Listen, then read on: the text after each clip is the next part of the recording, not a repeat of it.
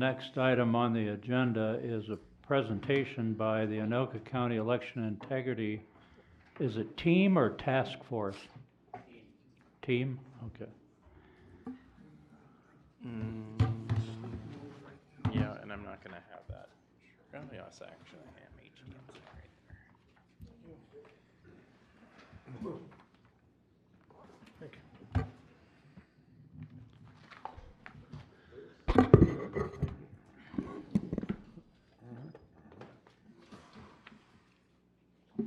Thank you. Thank you. Oh, yeah, how you doing? Thank you. Thank you.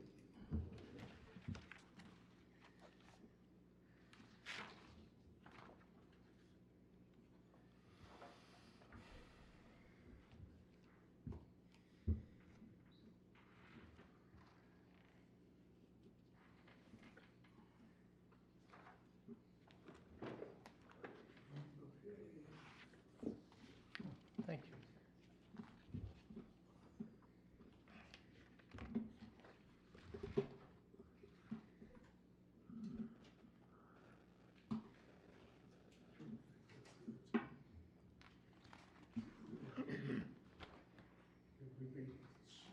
Excuse me for not being totally prepared. Let me just start out by letting you know how big a deal this is. This is, Speak into the mic, okay, please. let me just let y'all know how big a deal this is and kind of provide some context. If you're in your books, let's go to the first page. This isn't about us. This is the most amazing group of people I've ever worked with, and I just literally say a prayer for God, to God, that I represent the work that's gone into this. This is a return of self-governance by the people, of the people, and for the people. These people have gotten together for over 2 years, sticking together, working with formal meetings one night a week, but much more than that during the week.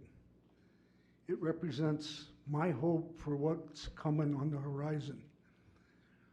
Our country is in trouble. We all know that. And the opportunity to change things is right here. The enemy has attacked us at our core. The core, the basic validation of a government of the people, for the people, and by the people is a voting system that people trust. People don't trust the voting system. If I have to prove that to you, I doubt if I have to prove that to you.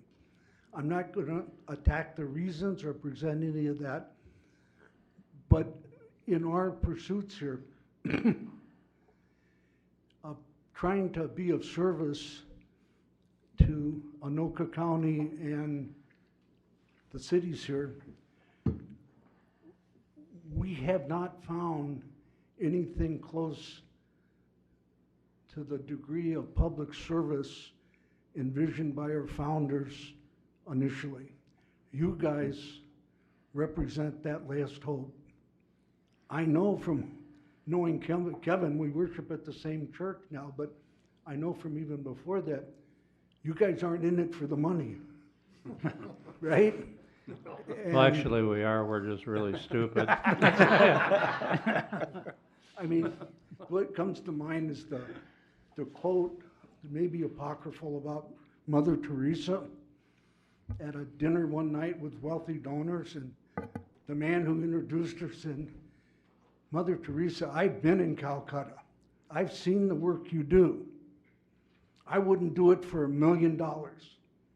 And her response was, "Neither would I." And that's how I look at you guys. I know what's here. And you're not doing it for public recognition. What we have noticed is that the higher in the food chain we move, the higher these podiums come. And people, symbolically, it's harder to identify friends and neighbors in our journey here. These people represent America. and they're extraordinary in their ability to recognize what's going on, and that's motivated us here. We've got a lot of different recommendations, a lot of things to look at here. Let's go to the next slide here. You will notice, obviously, I was not selected for my silver tongue qualities or my good looks and physique. I'm here to speak from the heart to you about the essence of this matter and what it's all about. And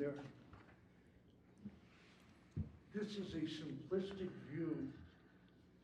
This is a simplistic view of the system, and I want to make sure nobody in this room thinks we're challenging the integrity of the people at the city, state, county levels, integrity in this. We've all been caught up in something far worse than that, and that's the rule from the top that's really, truly introduced a level of complexity beyond belief. It's been disguised by simple terminology. They call our voting machines tabulators. I got off track with a wonderful election manager here in Anoka County when I saw those tabulators are full scale, highly complex, programmable computers that I grew up with from MIT into about a 60-year career working with those things. And when he told me they weren't connected to the internet, and I saw the modem online and read about it in the instruction manual, I was upset. It was only as we went deeper and I saw what he was up against in terms of the complexity that I realized the uselessness of his political science degree and how much what we try and do at the county level is out of our control. We have a Secretary of State statewide registration system that's out of control, deliberately designed that way. We're victims to that.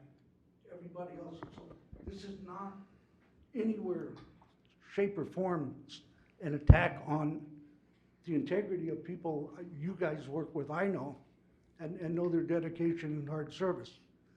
Let's go to the next slide.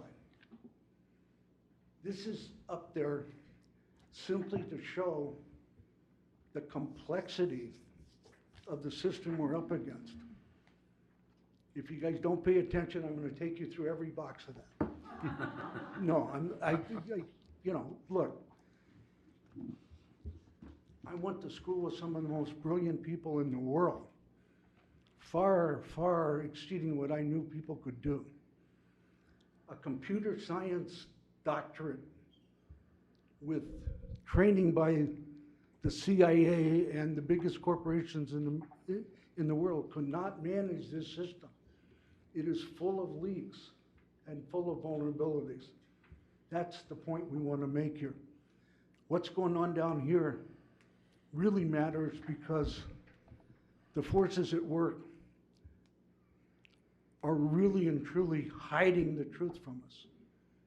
And they're almost impossible to catch except by returning to what we term homegrown local control. I'm going to save the crescendo to close here to up here. We have to return to local control, the bottom-up government that our founders envisioned. If you have any questions about any of the detail in the book or in the presentation, let's hope. But we brought all our people here to back us up because the work has been divided here. Let's go on to the next slide. We've been refined by presenting this information to a variety of audiences for a long time. And the result here isn't the results of our thinking. It's been by coaching from people like Matt Look and Kevin and people in the BPOUs, other cities, etc. We know we can't get everything at once. We chose cities, first of all, because we knew we couldn't impact the state. We have no control of what the state does. We went to the county and found in place wonderful people who really weren't willing to challenge the state for control. We did find people at this level who were. And I know your guys' hearts. I think you'll see what we're talking about here as we go through. We can't change the world but one bite at a time. These are pragmatic, relatively easy things to do at this level that will make a huge difference, first of all, in the confidence of people, and second of all, in terms of beginning to break up the complexity of a state-controlled system. Let's go to the next slide. The first thing we're talking about here is small voting precincts. This is completely under your control. I live and breathe here, and the most wonderful experience I had was the room filled with people stating the reasons why they were running for such a, how to say it, reward-free position as yours. And y'all all voiced the same love that we all know, different parts. You know you're in East Bethel, even when you're in Highway 65, and certainly when you get on 221. Something changes here. Anyway, next slide, please. The recommended size for precincts is 2,000. The growth is hit out here, unfortunately, and I think y'all already know we're going to need to add some precincts here just for the sake of manageability, for no other reason. Let's do the next slide.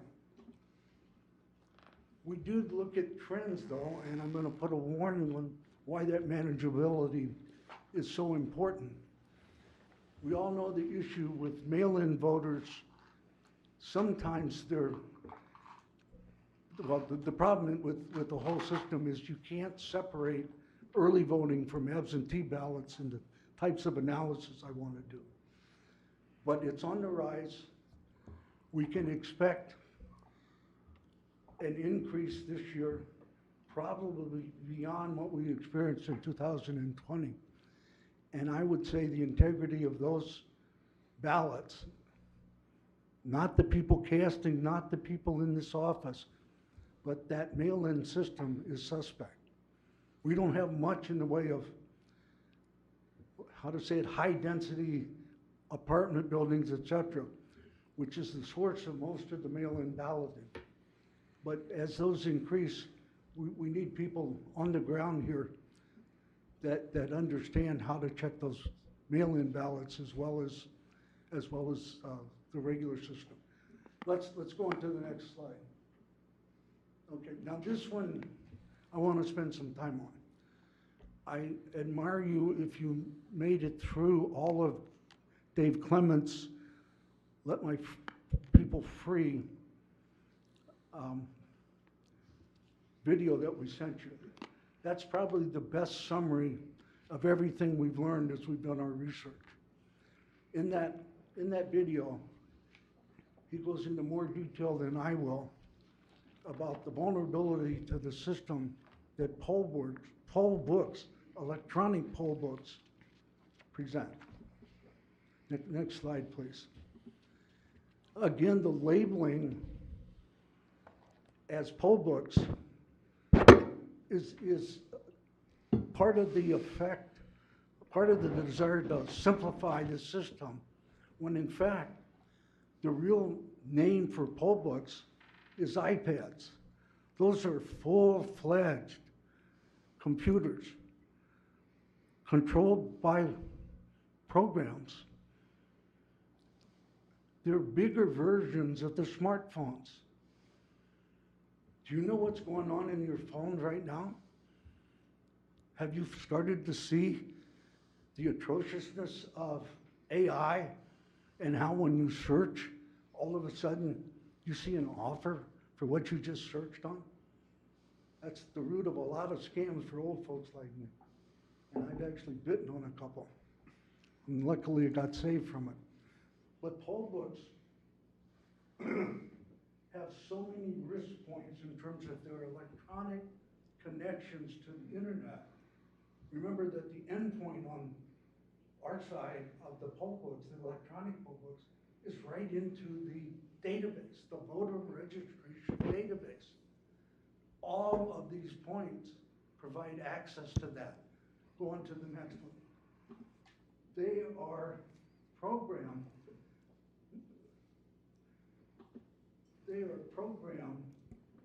to do a multitude of things other than just checking you in. Some are good, some are bad, but the vulnerability to bad actors is immense with this, just immense with it. And one of my colleagues, Troy here, to address that point is that we've always had people trying to subvert our election. Election fraud is not a phenomenon of our time. What isn't always apparent is that somehow the election fraud deniers think that would have vanished in whatever year you want to start. It's never gone away, it never will. The whole point is that this whole system makes it easier for even a single bad actor to really impact all the results. Let's go on to the next slide. I'm not going to read this to you, but it's there simply because we're looking at this every day. We're trying to vet and curate the information that we send out to the county and to you, because this is the issue of the day for a substantial portion of the American citizens. I've been shocked when I contact Emmer's office, for instance, at how little interest any elected official has really shown in this issue. This is a report from Wisconsin, which has kind of been at the forefront of starting to use sophisticated technology unavailable to us right now because of a number of reasons, of the vulnerabilities these electronic poll books introduce. Let's go to the next slide. Paper works. It really has. It's not a historical phenomenon here. It was done in Anoka County until 2018, paper books alone. We have paper books produced as normal backup right now. So the poll books are essentially duplication of stuff that's already going on. 29 or 1/3 of Minnesota counties still use paper poll books. One of the few remaining good election laws demands that paper poll books be at every precinct for every election. This is stuff that we're already doing. Let's go on to the next slide. It's far more cost effective in terms of looking at the cost over here of what these systems require versus the paper and ink that's already a mandated cost of the Systems Act. I'm not going to get into a cost-benefit analysis, but this one is pretty simple, even to somebody who doesn't understand the county. Let's go on to the next slide. Electronic poll pads are not worth the risk. Returning to using only paper poll books is the safe way to check voters in. Paper works and it is cheaper, and we're already doing it already. It requires very little change, so we're recommending adopting a resolution here to go to paper poll books only. Let's move to the next topic. This one is going to require a little bit more discussion. Hand-counted paper ballots at the local level. When you get down to it, I've worked, and a number of our people have worked as election judges. People, I won't say people, I'll say election judges are very, very reluctant to sign the tapes attesting to the fact, the tapes from out of the machines, attesting to the fact that they're accurate. They know, yes, they're accurate in terms of representing what the machine told them, but they have no idea what goes on in the machine and whether it really and truly is accurate or not. You're asking people to pledge their honor and sign something that only represents what the machine is telling them. And that's a real issue. Let's go to the next slide. The counting of votes is hidden. It's outsourced to NGOs. Commercialized proprietary electronic source codes are hidden from us. You don't know what a computer is doing unless you can audit the code. Not just 6 months ago, not just validate that it works a week ago. You got to validate that right now and continually through the voting process. We've now got, what, 45 days to vote? There's a lot of change that can be programmed into a system that's undetectable. It's interesting that somehow vote counting has become a very private thing, and most of our issues are not subject to freedom of information request at the level they need to be. An example of that is cast vote records. They're inaccessible. The counties refused to release them until 2023 when enough lawsuits were produced. But in the meantime, in the session last year, 2023, the legislature managed to cover up, make illegal all the parts of the cast vote record that really allow analysts to detect fraudulent voting. You can't tell on cast vote records in our county. Again, Tom Hunt produced it for us, but there's no date, time stamp on it. You cannot identify the mail-in ballots from the voters cast in person versus the early votes. That's all gone. I've tried, and we can't do it. And it's interesting, the legislature's trying to stay ahead of our investigations here. If we're looking at it, the legislature will pass a law against it. They passed the law on the CVRs, they passed a law on the ballot scans. Let me just deal for a minute on the technology of these voting machines. You take a ballot, you feed it into the machine, the machine scans it just like a Xerox machine. Then it converts that scanning data into a ballot image. It's the image of the ballot as it's digitized so that the machine can interpret it, who you voted for. And that then gets converted to a cast vote record and put into the computer and also on those flash drives, those thumb drives that we get at the end of the day and with the totals and all of that. You cannot audit a system without both the CVR and the ballot image. One by itself is not worthwhile.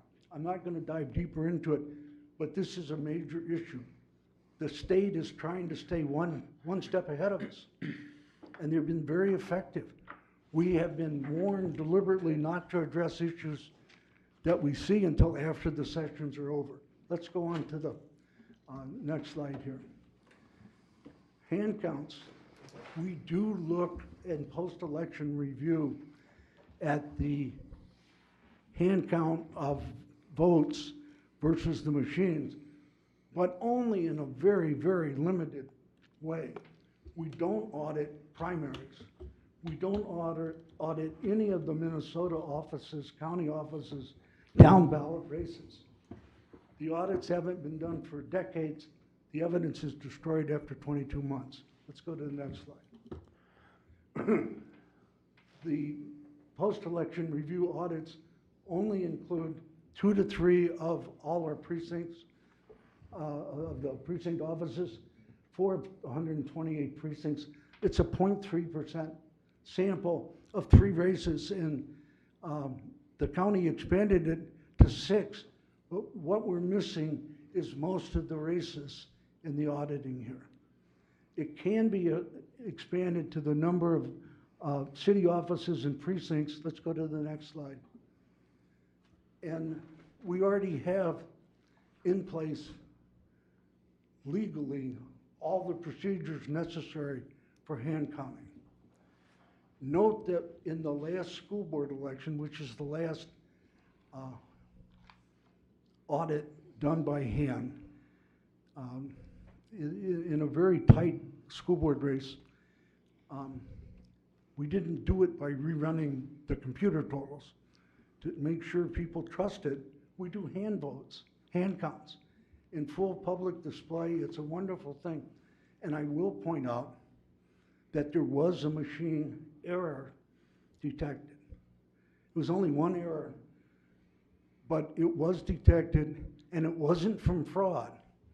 It was from the fundamental defect in the technology. The machines cannot tell intent. It was a case of somebody voted for Matt in the little oval and also wrote his name in. The system is programmed. It can't interpret that signature anyway, but it's programmed to count that as an overvote, somebody voting for 2 candidates. It's going to increase. Let's go to the next slide. Kat and Chan, we're gonna kinda need to wrap it up here pretty soon. I will indeed. We're willing to do a feasibility study on the cost of this. We've done it for other counties, other cities. Did you do one for Oak Grove? Yeah, we did one for Oak Grove. Let's go to the next slide. These are a summary of our recommendations. Let's go to the next slide. Oak Grove just recently voted 5-0 to do expanded PERs in conjunction, in partnership with the county. Okay, Weston Rolfe came up and thanked us because he knew early in the game something was off. Something was off, and our presence gave him the courage to move forward. I'm going to say you guys can give the same courage to other cities by adopting some of the recommendations we recommend here. Go to one more. Local control through local actions. Last slide. We got to use our powers. The system of government was set up as a check and balance, and somehow the politics of confrontation are somehow a bad word right now. Nobody wants to challenge anything. Last slide, I'm sorry, overpromised. We're here to help you. I mean, that's the whole point here. Thank you.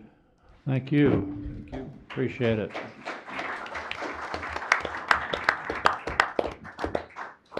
I would like to request a copy. I mean, I could do it with Weston too, but I would like to see, because they're more about similar sized cities and all that, so maybe you could give us a copy of the feasibility study you did for them. That would be informative for us, I think. And thank you for, I'm sorry with the time constraints we're dealing with. It's just the way it is, but, oh, I understand, yeah. Just so you know where I'm coming from, I have absolutely no doubt that there's corruption in our election systems, federal, state, you know, and there has been since, what, about 1791 maybe? You know, it's always been the temptation. Human beings cheat. That's when power and money are on the line. That's why we have lawyers, that's why we have judges and courts, you know, because that's what people do. Mayor, and I may have missed it, but for the record, if we could have the identity of the speaker, because I didn't get that, and I think that's gonna be important Oh, for the this minutes. gentleman? Correct. Channing, Channing, All right, Stowell, Stowell. great. Now it'll be on the record. Thank you. Yep.